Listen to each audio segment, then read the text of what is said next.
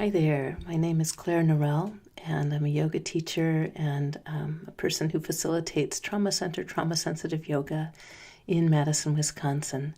Trauma-centered, trauma-sensitive yoga is often called TCTSY. It's a little shorter to say, but it's an evidence-based adjunct treatment for complex trauma. And so I've been working for a couple of years now with people dealing with trauma and working with yoga as a way to heal from it. And so this is the first of 5 short slideshows I've created about complex trauma and body-centered healing. And in this one, I'll be talking about what is trauma and trauma in the nervous system. So here's a quote. "People have survived by holding themselves in a certain way and breathing in a certain way. Be aware of good-bad judgment. Honor people where they are." And that's from David Emerson, author of Overcoming Trauma Through Yoga, and the person most responsible for creating the yoga program at the Trauma Center in Massachusetts. Sometimes learning about trauma can feel overwhelming, so during this presentation, please feel welcome to take care of yourself as needed. This is something I say in live presentations and here as well. Sometimes it can just feel overwhelming to learn about trauma, particularly if you have trauma. So just taking care of yourself. And if you like, before you look at more of the presentation, you might take a moment or two to breathe, feel your breathing if you like that. Maybe stretch, notice how you're feeling. Make sure you're comfortable in your chair or however you're positioned before going on. So maybe just a couple of breaths here.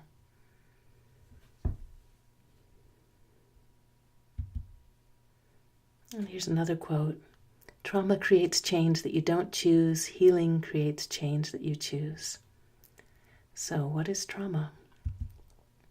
Trauma is basically when overwhelming experiences of harm leave lasting physical and emotional effects.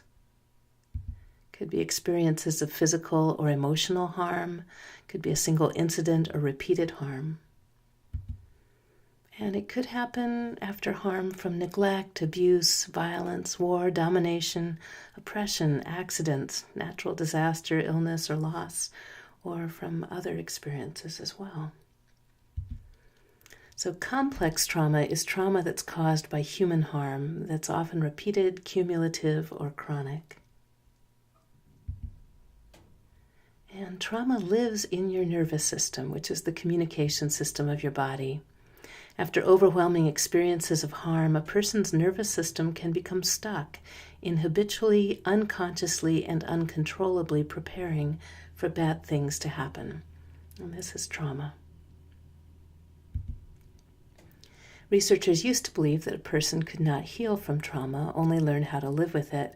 But in recent years, brain research has shown that many aspects of trauma can be alleviated and even healed. So this is the good news.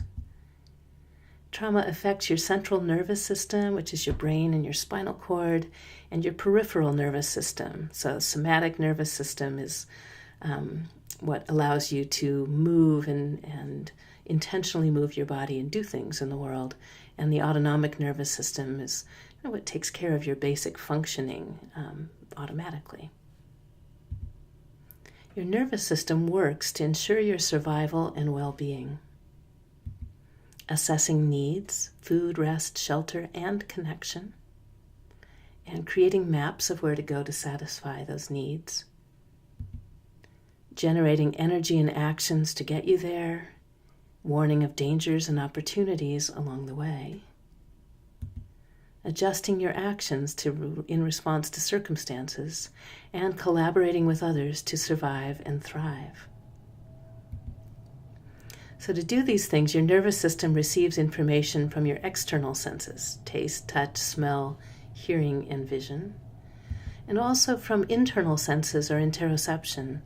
And this can be physical sensations associated with things like hunger, thirst, tiredness, desire, anxiety, relief, sadness, calm, anger, or joy.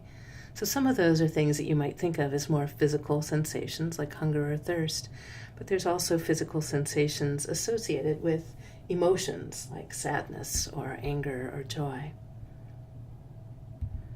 So this sensory information from your external world and your internal world goes first to unconscious parts of your lower brain, the brainstem and thalamus, which feel, without thinking, am I in danger or am I safe?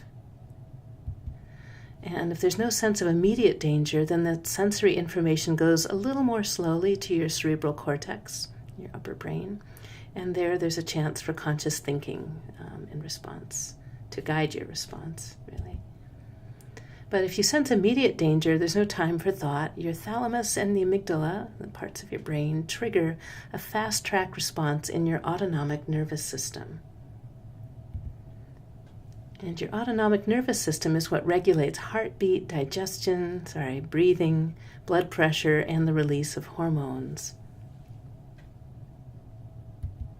Your autonomic nervous system has three main ways of responding to needs that your body feels. One is calm alertness, connection, and communication. This is in your upper parasympathetic nervous system, the ventral vagal complex. It has to do with heart rate variability, vagal tone, and vagal flexibility in your vagus nerve, the upper part. And activation in your sympathetic nervous system. So that's more in the middle part of your torso where the sympathetic nervous system becomes activated. And it's what gets you wide awake and ready for action, for better or for worse. So it's what wakes you up and gets you moving. And then deactivation is in the lower parasympathetic nervous system, down near your gut, the dorsal vagal complex, the lower part of your vagus nerve. And it guides sleep and digestion and a shutdown response. In the case of inescapable harm, it can shut your body down so that you don't move and don't feel anything. So here's a story about the autonomic nervous system, the lion. So apologies to lion lovers everywhere. It's, for most people, it's a fairly non-triggering image to use as a symbol of danger. So you see a lion, your brainstem signals threat. Your sympathetic nervous system goes into the fast-track danger response of fight or flight, which means that your hypothalamus sends adrenaline and cortisol, energy rushes to your extremities to help you run or fight. You get a faster heart rate, your breathing speeds up, and you get tunnel vision, so a very narrow focus on danger and how to react to it. And your digestion shuts down also to facilitate that response. If you're successfully able to defend yourself or escape, then you move generally into a rest and recover response. If there's space and time and the opportunity for that, you'll have a lower parasympathetic safety response that allows you to rest, upper parasympathetic safety response that allows you to recover and come back to a place of calm. And your brain is secreting dopamine and serotonin. Heart rate goes down, digestion resumes, breathing slows down. If you are able to avoid harm, usually after this, no trauma will stay in your body. But what if you can't fight or escape and the lion comes closer? Then there's this freeze response. It's the sympathetic nervous system danger response, where your brain is very alert, and then your lower parasympathetic has a danger response of freezing your body so you can't move. Very alert brain, but absolute stillness, believed to have evolved to help us survive in systems in situations where the danger is coming very close. After an experience like that, tension that hasn't been released may stay in your body as trauma.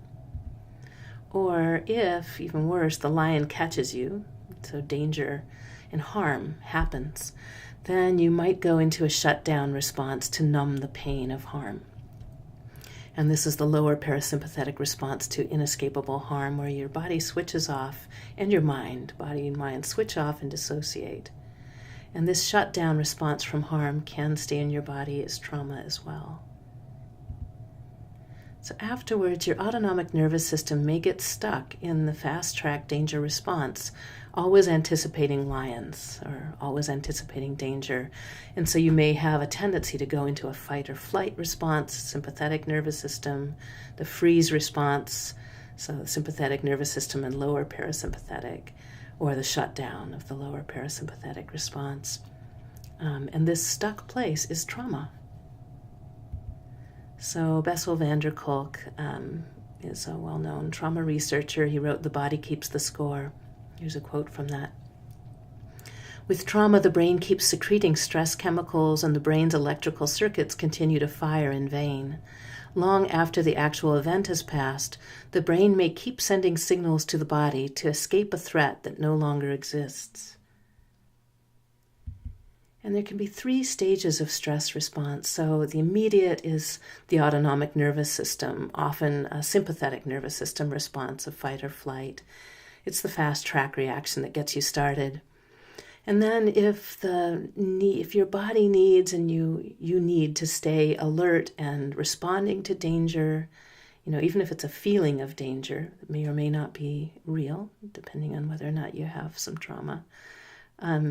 But if your body is sensing ongoing danger, then you have this neuroendocrine response that lasts longer, where your body releases some hormones that sustain your muscle and nervous system activity, so it keeps you going. And then the third stage of response is a little slower. It's the endocrine response. It's slower, longer lasting stress response, and it releases cortisol into your body, which in the short term increases your energy, your memory, your immunity, and suppresses pain.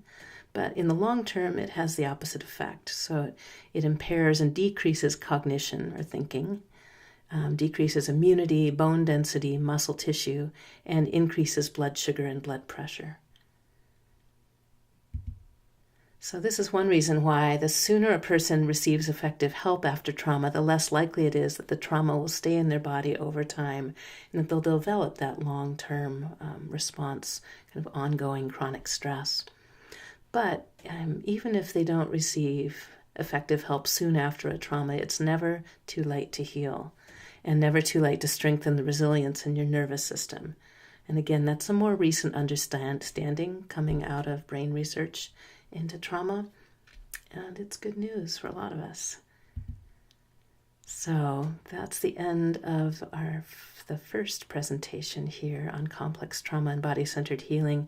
You might allow yourself, whatever context you're in, maybe you could take another moment or two just to come back into the present moment, into your body. Take some breaths, maybe slow your breathing down if that feels helpful. You might stretch, and maybe just take a moment to notice how you feel and be with that. All right, go to the last page here.